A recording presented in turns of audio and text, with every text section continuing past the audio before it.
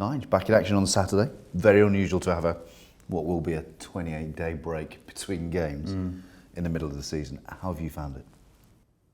Yeah, it's been unusual, but we tried to make the most of it, and players have had a bit of a break, and so have the staff. But we've had a good sort of 2 weeks training now.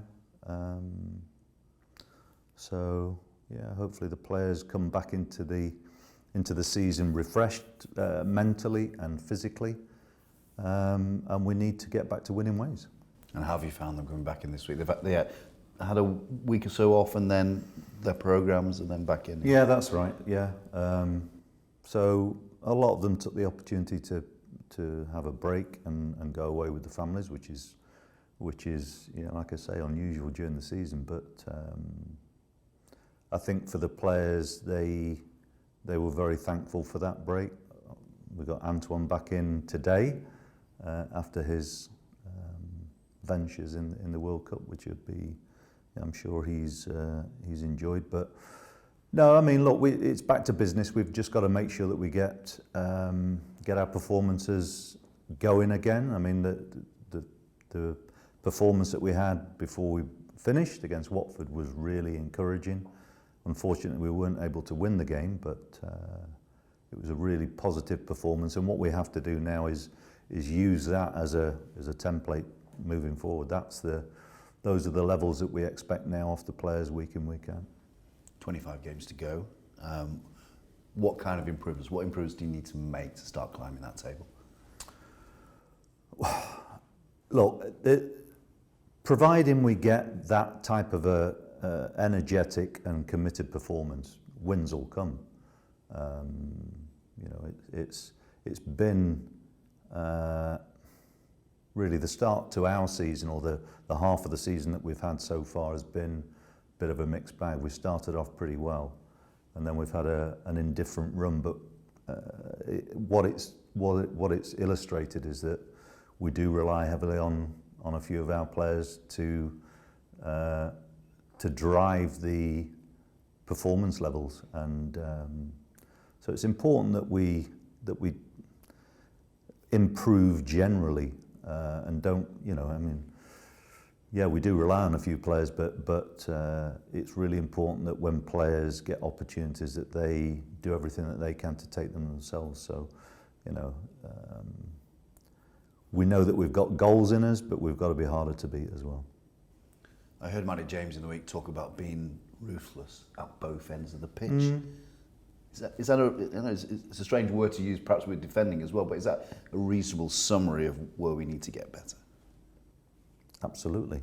The games that have not gone for us have been because I think our performances have, generally speaking, been pretty good. What we haven't done is exactly what Matty James has talked about, and that is be good enough in both boxes at times. So is a game like the Sheffield United game a good example of that? Yeah. Where you were pretty much on top? We were very much on top, I think, and I think when they left, they were relieved.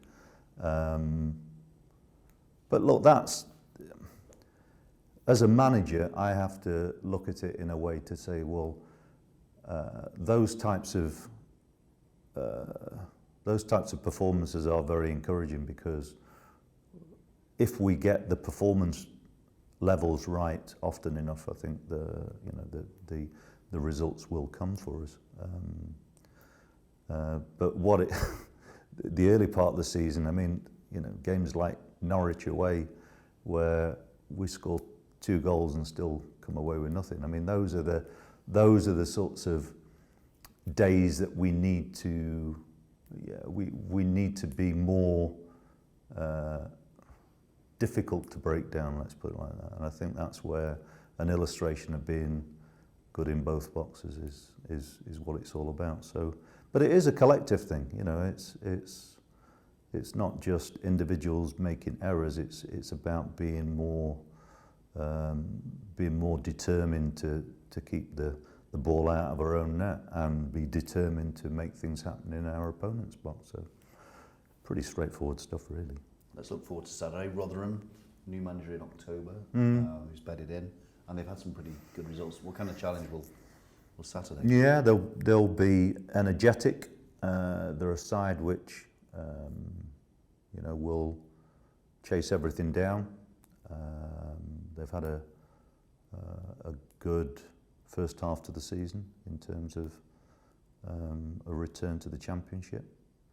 So, yeah, another tough Championship game.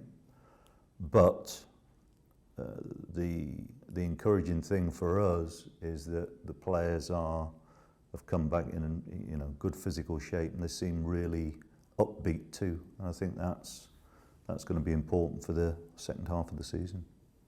How's the squad looking? I'm thinking in particular Thomas Callison, Cal, Naismith, who we didn't see, in those final few games before the break. How are they doing? Well, Cal hopefully will be available for this week. He's been back in training, so hopefully he'll be available. Thomas is still missing at the moment, so but hopefully he'll be back before Christmas. And Eamon Benarous, I think you said you were hoping to have him back before Christmas. Not so much good news with Eamon. No, Eamon's unfortunately had a second rupture of his ACL, so he's had surgery again. So that's his season done.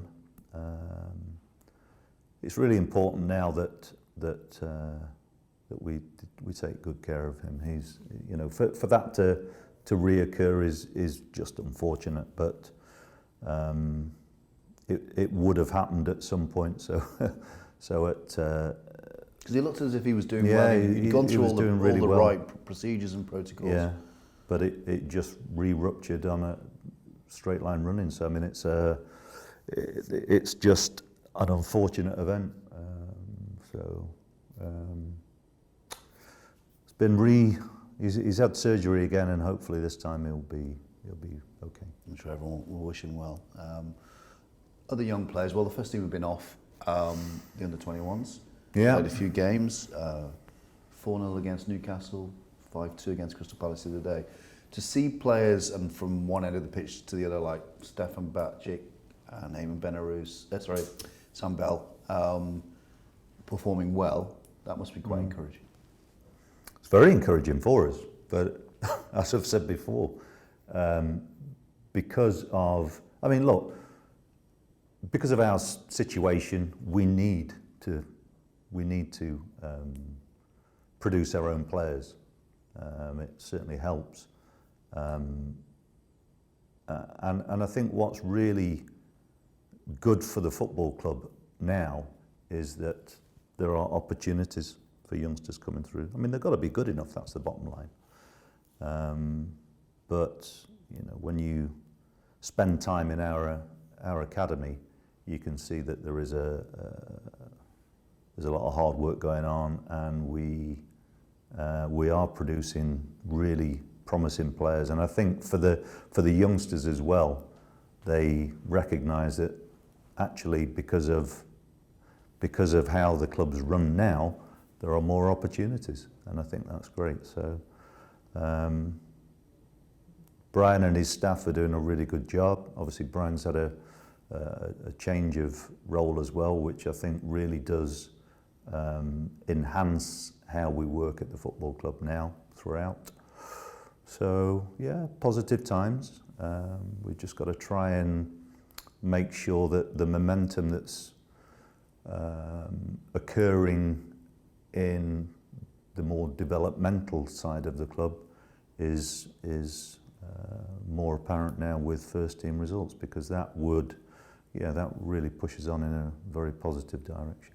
How much consideration do you and the coaches with Brian take when you say something like Elijah Morrison, who's 16, he's only 17 in March, Ben Acey, who's also trained?